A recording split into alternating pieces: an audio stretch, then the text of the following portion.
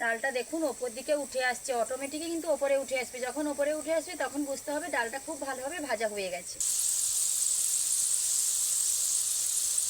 বন্ধুরা, ডালমুট দেখতে কতটা সুন্দর হয়েছে, দেখতে যতটা সুন্দর খেতে কিন্তু ঠিক ততটাই সুন্দর। আপনাদেরকে সহজভাবে রান্না শেখানোটাই আমার একটাই উদ্দেশ্য। তাহলে পুরো ভিডিওটা একটুও স্কিপ না করেই দেখতে থাকুন। এই অসম্ভব মজার ডালমুট আমি কিভাবে বানালাম বুঝতে পারবেন আপনারা সকলে।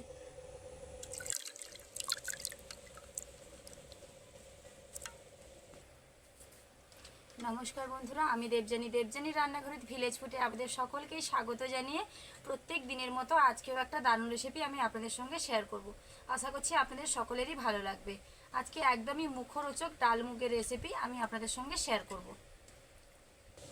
এই রেসিপিটা বানানোর জন্য আমি এখানে বেশ কিছুটা ছোলার ডাল নিয়েছি। এই ছোলার ডালটা আমি আগের দিন রাত্রে থেকেই ভিজিয়ে রেখেছিলাম, সকালে উঠে রেসিপিটা বানাচ্ছি। আপনারা যদি রাতে না ভিজিয়ে রাখতে পারেন, কম করে 6 থেকে 7 ঘন্টা যে কোনো সময় ভিজিয়ে রাখতে পারেন। না ভেজালে কিন্তু এই রেসিপিটা সেরকমভাবে হবে না, একটু অসুবিধাই হবে। বেশ কিছুটা জল আর 1 চামচ খাওয়ার সোডা দিয়ে আমি এখানে ডালটা ভিজিয়ে রেখেছিলাম। আর এখন এই ডালটাকে খুব ভালোভাবে বেশ কয়েকবার ধুয়ে নিতে হবে। যতক্ষণ না পর্যন্ত একটা পরিষ্কার স্বচ্ছ জল আসছে তত সময় এটাকে ধুয়ে নিতে হবে। তো চলুন ধুয়ে নিই।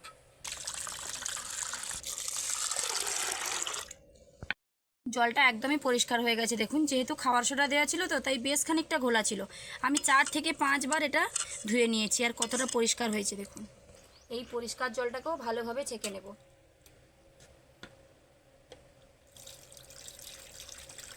আমি এখানে একটা বড় ঝুড়ি নিয়েছি, যেহেতু আমার ডালের পরিমাণ বেশি তার জন্য আমি এখানে একটা বড় ঝুড়ি নিয়েছি।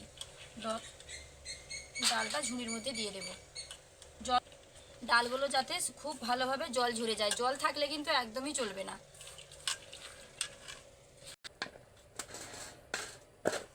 এই যে ঝুড়িতে ডালটা আমি রাখলাম 10 থেকে 15 মিনিট এই ঝুড়িতে থাকবে।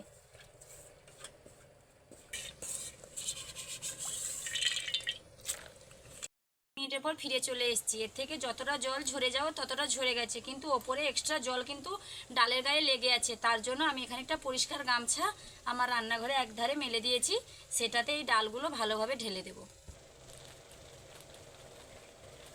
এই ডালের মধ্যে এখনও কিন্তু ডালের গায়ে এক্সট্রা অনেক জল লেগে আছে। এই ডালগুলোকে কিন্তু আবার ভুল করে রোদে দিয়ে ফেলবে না, রোদে শুকনো করলে একদমই চলবে না। ফ্যানের বাতাসে 15 থেকে 20 মিনিট দিয়ে দিতে পারেন, না হলে এমনি যেখানে হয়তো প্রকৃতির বাতাস লাগছে সেখানে এরকম করে মেলে দিতে হবে। সকাল সকাল আমার রান্নাঘরে কিন্তু একটু রোদই চলে এসছে, তার জন্য গামছাটা আমি একটু এদিকে টেনেই নেব। আর এই যে কারি পাতা লাগবে, একটু কারি পাতা দিলে স্বাদে গন্ধে সমস্ত কিছুতেই ভালো হবে।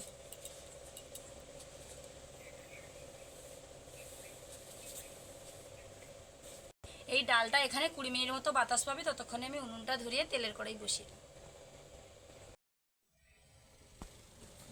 এত গরম তো প্রচুর প্রচুর ঘাম বেরোচ্ছে। যতই গরম হোক আর যতই যাই হোক, মুখরোচক খাবার খেতে তো সবসময় ইচ্ছা হয়। বৃষ্টির দিনেও মনে হবে মুখরোচক খাবার খাই, আর গরমের দিনেও মনে হবে ফ্যানের তলায় বসে বসে এইরকম ডালমুট যদি হয় তাহলে কে না খেতে ভালোবাসবে বলুন।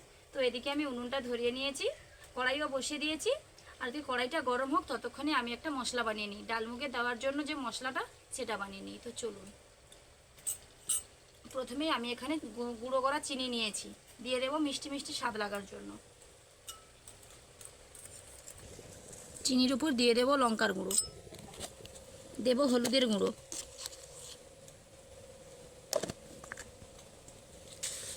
দিয়ে দেবো চাট মশলা। আমি এখানে চাট মশলা ব্যবহার করেছি, আপনারা চাট মশলার বদলে আমচুর পাউডারও নিতে পারেন। দেবো লবণ, দিয়ে সমস্ত কিছু একসঙ্গে মাখিয়ে এটা সাইডে রেখে দেবো। মশলাটা মাখানো হয়ে গেছে, এটা সাইডে রেখে কড়াইতে আমি তেল দিয়ে দেবো ভাজার জন্য। মাঝে মাঝে কি গরম আর মাঝে মাঝে দারুণ বাতাস আসছে আমার রান্নাঘরে। চারদিকে গাছপালায় ভর্তি তো, মশাও প্রচুর কামড়ায় আর বাতাসও প্রচুর হয়। বেশ কিন্তু শুকনো হয়ে গেছে দেখুন, শুকনো হয়নি কিন্তু এক্সট্রা যে জলটা সেটা ঝরে গেছে। এক জায়গায় করে নেব, দিয়ে আবার এই যে গামছার কণগুলো এইগুলো দিয়ে কিন্তু এরকম ছাপিয়ে ছাপিয়ে একবার দুবার এরকমভাবে মুছে নেব। তাহলে সম্পূর্ণ জলটাই একদম গামছাতে শোষে যাবে। যত ভালোভাবে জলটা নিগড়ে তেলে ছাড়বেন ততই ভাজাটা ভালো হবে আর মচমচে হবে। আমি আবার একবার দুবার এরকমভাবে করে নিচ্ছি। এই দেখুন, মানে ভেজা ভেজা ভাব লাগছে কিন্তু একটুও জল নেই হাতে, দেখুন একটুও জল লেগে নেই। এইবার এরকম একটা ছান্তা নিয়েছি, এই ছান্তার মধ্যে ডালগুলো দিয়ে দেব। যেহেতু খাবার সোডা দিয়ে ভেজানো ছিল, জলে ভেজানো ডাল, তাই হঠাৎ করে ওপর থেকে ছেড়ে দেবেন আর কড়াইতে চারিদিকে তেল ঠিকরে যাবে, ব্যাপারটা সেরকম নয়। এইরকম সাবধানে একটা ছান্তার মধ্যে দিয়ে আস্তে আস্তে কড়াইতে দিলে সেটাই ভালো হবে। যেহেতু খাবার সোডা দেওয়া আছে তার জন্য কিন্তু তেলটা এরকমভাবেই ফুটবে। আর এখন কিন্তু ডালগুলো সব নিচে ডুবে ডুবে আছে, যখন ভাজা হয়ে যাবে তখন সবগুলো উপরে উঠে আসবে। উপরে উঠে এলেই কিন্তু বুঝতে হবে যে ভাজাটা হয়ে গেছে। যা ধোঁয়া লাগছে না, এদিকে গরম, এদিকে এই যে গরম ভাবটা, এসি কাজ করছে, মনে হচ্ছে যেন রান্নাঘরে এসিই চলছে। কীরকম ফুটছে দেখুন তেলটা। খাবার সোডা দেওয়া আছে না, তার জন্য এরকম ফুটবে। আর এরকম যখন ফুটছে বিশেষ নাড়ার কিন্তু কোনো প্রয়োজন নেই, ডালগুলো সব একা একাই উপরে উঠবে, ভাজা হয়ে গেলে অটোমেটিক উঠে যাবে তারা। প্রায় সবগুলো ডাল ওপরে উঠে আসছে দেখুন। আর সেই যে প্রচুর জোরে জোরে ফুটফুট একটা ভাব ছিল সেটা কিন্তু এখন আর নেই।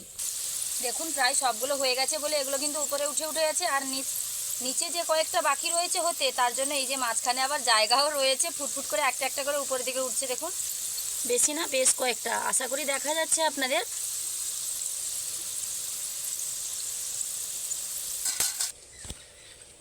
খুব ভালোভাবে ডাল ভাজা আমার কমপ্লিট হয়ে গেছে। এইবার একটা ছাঁকনি নিয়েছি, তেলটা খুব ভালোভাবে ঝরবে তার জন্য। এখনই কিন্তু ঝমঝম করছে। এবার এটাতে আর হবে না।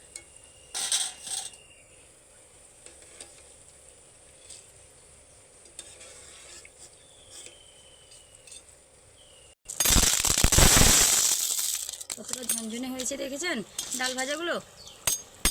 কড়াইতে আমি আবারও একবার দিয়ে দিয়েছি। কি গরম পড়েছে এখন, কি বলবো। এই রকম মানে জ্যৈষ্ঠ মাসের শেষ হয়ে গেল প্রায়, মানে বর্ষা নামার কথা, বর্ষা না নেমে অসম্ভব গরম পড়েছে। এটাও ভাজা হওয়ার জন্য বেশ কিছুক্ষণ সময় দেব। আপনাদের আগেই বলেছি যে অটোমেটিক এরা ভেসে উঠবে, তখনই বুঝতে হবে যে ভাজা হয়ে গেছে। কি বলবো, জাস্ট মানে এত গরম আপনাদের বলে বোঝানো যাবে না। আপনারা সকলেই জানেন যে কতটা গরম। সবগুলো আমার ভাজা হয়ে গেছে, লাস্টবারের মতো ওই যে ভাজা হচ্ছে ওখানে। এরপরে আমি বাদাম ভাজবো, কয়েকটা বাদাম দিলে কিন্তু ডালমুড়ের স্বাদটা আরোই অনেক বেটার হবে। বাদাম ভাজবো। আর এখানে কারি পাতা রয়েছে, এই যে দেখুন একদম গোটা ডান্ডা একটা তুলে নিয়ে চলে এসেছি ভাজবো বলে। এখান থেকে নরম নরম দেখে পাতাগুলো তুলে নেব।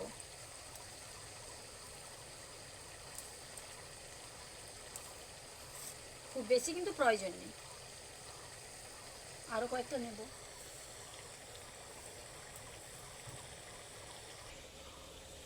এই দেখুন এগুলো হলেই কিন্তু হয়ে যাবে। কারি পাতার খুব বেশি প্রয়োজন হয় না, জাস্ট একটু সবুজ সবুজ লাগবে, আলাদা একটা স্বাদ লাগবে, সেটাই ভালো। এদিকে ওই ডালটা ভাজা হতে হতে আমি এই যে ছাঁকনিটা রয়েছে না আমার, এই ছাঁকনি দিয়ে কিন্তু বাদাম আমি ভেজে নেব। ওই ছাঁকনির মধ্যে বাদাম দিয়ে দেবো, তেলে ধরলে খুব সহজে বাদাম ভাজা হয়ে যাবে, সময়টাও অনেকটা কম খরচ হবে। বর্ষাকাল তো সামনে প্রায় চলেই এলো। এই বর্ষাকালে না এই রকম ডালমুখ বাড়িতে বানিয়ে রাখবেন, অনেকদিন স্টোর করেও খেতে পারবেন। আর বানানো তো খুবই সহজ, রাত্রেবেলা ডাল ভিজিয়ে দেবেন, সকালবেলা ভেজে ফেলবেন, কয়েক সপ্তাহ জুড়ে এখন খাবেন। আর বর্ষাকালে বিশেষ করে বর্ষা হয়, বাড়িতে বসে বসে কি করবেন ভেবেই পান না। অনেক সময় মনে হয় যেন একটু মুখরোচক খাবার যদি কিছু খাই, সেটাই কিন্তু মনে হয়। ভেবেছিলাম ডালগুলো ভাজতে ভাজতে বাদামটা ভাজবো, কিন্তু দেখলাম একটু অসুবিধা হচ্ছে, তাই অর্ধেক ভেজে আমি এটা তুলে নিয়েছিলাম। তারপর সবগুলো ডাল তুলে নিয়ে কড়াইটাকে একটু আড়পাশা করে এই বাদামগুলো আমি ভালোভাবে ভেজে নিচ্ছি। দেখুন প্রত্যেকটা বাদামের খোলা কিন্তু ছেড়ে ছেড়ে গেছে, আর কালারটাও চেঞ্জ হয়ে গেছে। বাদামগুলো খুব ভালোভাবে ভাজা হয়ে গেছে। বাড়িতেই যদি এত সহজে আর অল্প পরিশ্রমে অল্প খরচে ডালমুখ বানানো যায়, তাহলে আর দোকান থেকে চড়া দামে কিনে খাওয়ার কি প্রয়োজন বলুন তো। অবশ্যই বাড়িতে একবার বানিয়ে ফেলবেন এরকম ডালমুখ। এবার কারি পাতাগুলোকে ভেজে নেব, বাদামের মতন করেই ভাজবো। আর এই কারি পাতা যখন ভাজবেন না অবশ্যই সাবধানে ভাজবেন, কারণ ওই পাতা তো প্রচুর চচ্চড় করে। আমার তো দেওয়ার পর প্রচুর ভয় লাগে নিজেরই। এই দেখুন কি রকম হচ্ছে, একটু সময় পর সব থেমে যাবে। কারি পাতার এমন একটা সেন্ট আছে না, ভীষণ ভালো লাগে কিন্তু। চিড়া ভাজায় কিংবা নাস্তাতে, মানে নাস্তা মানেই তো চিড়া ভাজা, আমার রেসিপিতে চিড়া ভাজার কিন্তু রেসিপি রয়েছে আমার চ্যানেলে, অবশ্যই দেখতে পারেন।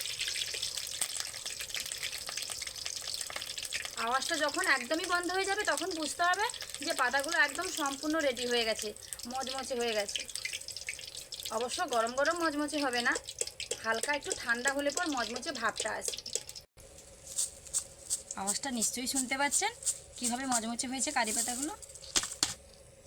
আমি যে মশলাটা রেডি করে রেখেছিলাম সেই মশলাটা কিন্তু মাখাতে হবে, কিন্তু এই ঝুড়িতে মাখালে আমার মশলাটা নষ্ট হবে। আমি এটা থালাতে আলাদা করে নেব, তারপরেই মাখাবো। ওয়াও, দেখতে কীরকম হয়েছে জানেন, মানে দোকানের থেকেও দেখতে ভালো হয়েছে। দোকানে না ডাল ভাজাতে এত কিছু দেওয়া থাকে না, কারি পাতা বাদাম এত কিছু একদমই দেওয়া থাকে না। আমি যতটা মশলা বানিয়েছি কিন্তু অর্ধেকটা দেবো, মশলাটা একটু বেশি বানানো হয়ে গেছে। এইরকম ঘুরিয়ে ঘুরিয়ে, আর মশলাটা গরম অবস্থাতেই মাখাতে হবে, অবশ্যই খেয়াল রাখবেন কিন্তু গরম অবস্থাতে মশলাটা মাখাবেন। হালকা হালকা গরম রয়েছে, আমি একটু চামচ দিয়ে মাখিয়ে নেব মশলাটা।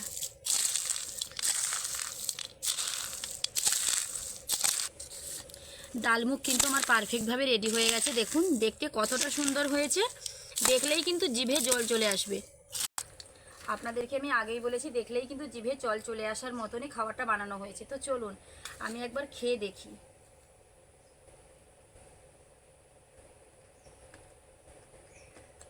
অসাধারণ, বিশেষ করে এই যে মশলাটা না দারুণ স্বাদ হয়েছে, একটু মিষ্টি মিষ্টি ভাব রয়েছে, চাট মশলার জন্য হালকা হালকা টকটকও লাগছে, খুবই ভালো লাগছে।